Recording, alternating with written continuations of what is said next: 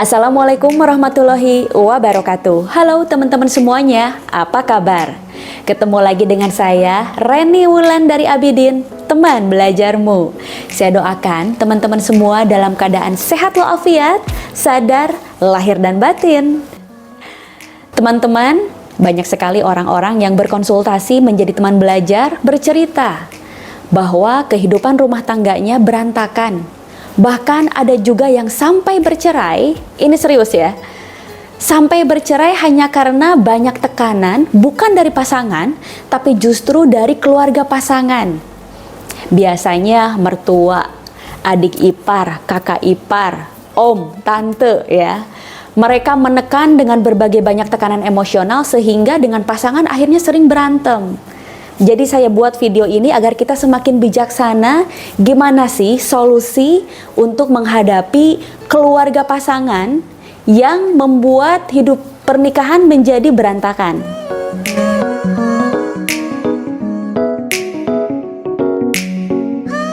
Berbicara mengenai keluarga pasangan, ipar, mertua ya, dan keluarga besarnya agak cukup complicated ya, cukup rumit.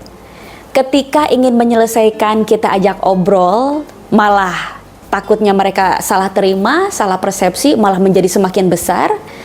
Kita biarkan, kitanya yang makan hati.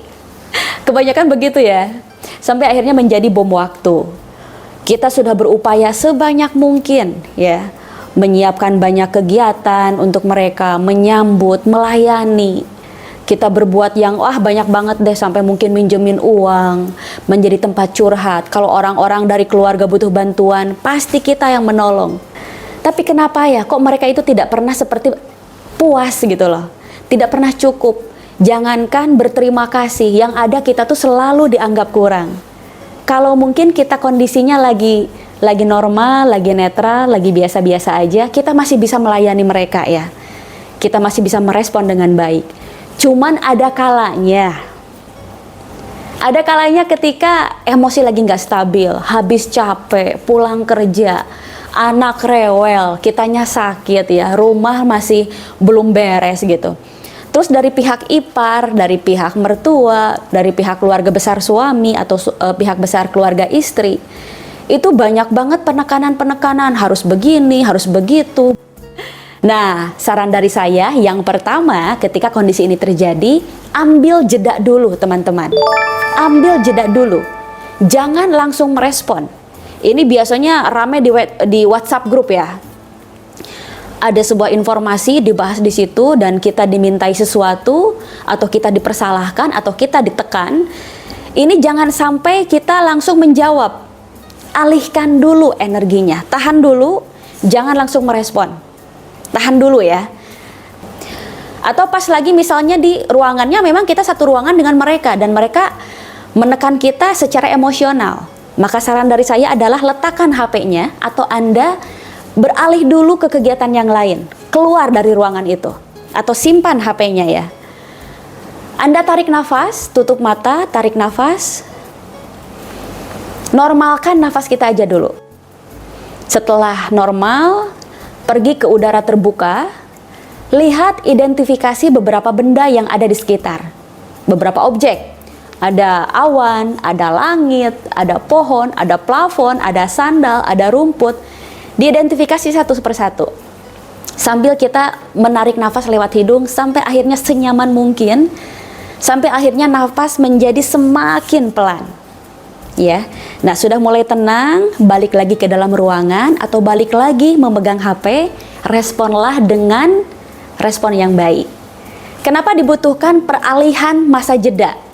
Peralihan kegiatan daripada harus menjawab langsung, kita harus mengalihkan diri dulu. Karena dalam diri kita ini teman-teman ada dua serigala, istilahnya begitu ya. Ada serigala baik, ada serigala jahat. Biasanya keadaan tertekan itu yang keluar adalah sikap defensif, maka serigala yang agresif yang muncul dan dia akan mengeluarkan segala untuk melindungi diri kita. Makanya dia tidak segan-segan bersikap galak. Jadi kita jinakan dulu emosi kita. Setelah jinak, setelah tenang, normal, barulah kita memberikan respon. Jadi selama diri kitanya responnya belum stabil, Belum baik, stop dulu. Jangan memberikan respon. Stop dulu. Ya, selamatkan diri kita sendiri dulu dari terbakar api emosi.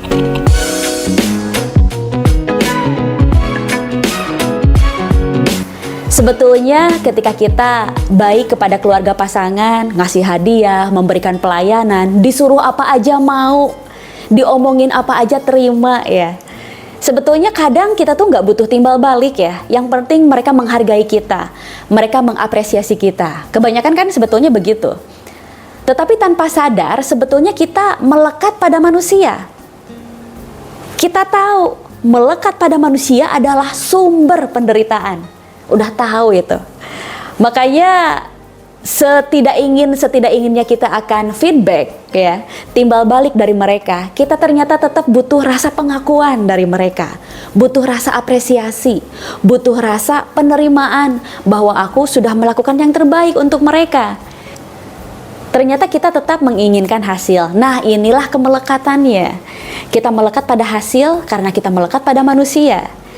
Jadi teman-teman, agar kita tidak melekat ya, agar kita tidak makan hati, kita sudah berbuat banyak, teman-teman hilangkan kemelekatannya dengan cara lepaskan harapannya. Jadi setiap kali kita berbuat baik, kita mengerjakan sesuatu, ya memang karena kita sedang mengerjakan ibadah saja. Maka saya sarankan teman-teman untuk mengganti pelayanan bukan pada manusia, tetapi melayani Tuhan. Jadi kita sedang melakukan pelayanan, persembahan, ibadah kepada Tuhan, bukan kepada manusia.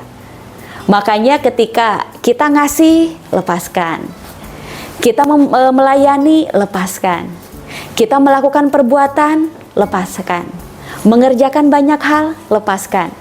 Kita tidak perlu mengharapkan timbal balik, karena kita tahu ujung-ujungnya ini menuju Tuhan, gitu loh teman-teman. Sangat wajar jika kita ingin mendapatkan apresiasi. Tetapi kita kan paham ya, kita tidak bisa merubah orang lain untuk bisa mengapresiasi kita. Kalau orangnya nggak mau ya gimana? Maka cukuplah kita mendapatkan apresiasi dari pasangan. Jadi ketika kita melakukan ini, kita sudah mendapatkan restu istri, ya, sudah mendapatkan restu suami, sudah mendapatkan apresiasi mereka. Toh ujung-ujungnya ketika kita melakukan banyak kebaikan, sebetulnya ini tentang kita dan diri kita. Kita menabung kebaikan, menabung karma baik, sebetulnya tidak diberikan kepada mereka. Tabungannya itu ada di alam semesta. Maka sebaik apapun pelayanan kepada mereka, keluarga ipar, sebetulnya kita sedang melayani kehidupan kita agar kehidupan juga melayani sebaik itu. Justru ketika kita melakukan banyak kebaikan, Tuhan juga akan memberikan hadiah kepada kita. Buktinya, kita yang paling berdaya di antara berbagai banyak orang di keluarga kita. Makanya keluarga selalu mengandalkan kita, karena kita yang paling atas, kita yang paling berdaya teman-teman. Syukur-syukur kalau misalnya tabungan alam semesta kita, berkahnya, manfaatnya bisa diwariskan ke anak cucu sampai ke keturunan yang paling bawah teman-teman. Masalahnya kita ini kan yaitu tadi ya, transaksional.